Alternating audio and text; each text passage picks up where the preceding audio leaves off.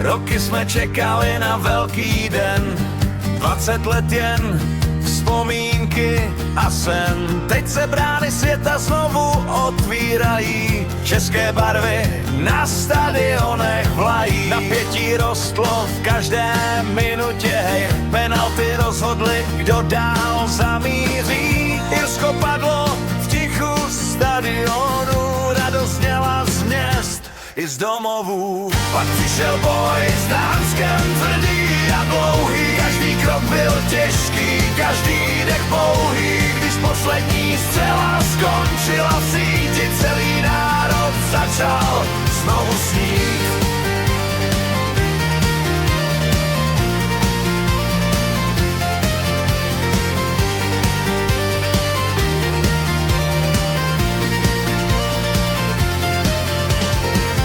Česko vstává, vlajky vlají, stadiony naše jméno znají. Každý krok je boj i čest, na světový vrchol veď. Mexiko čeká pod žhavým sluncem, Korea stojí proti nám v kruhu. Další soupeři chtějí vítězství brát, ale český tým se nikdy nevzdá.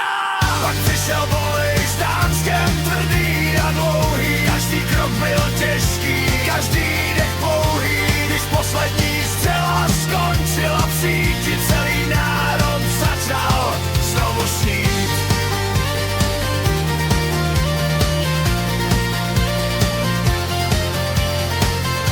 Když tribuny zpívají a noc se mění v den, malá země ukazuje svůj velký sen. Srdce bijí ve stejný čas, fotbal spojuje nás berobat. Pak přišel boj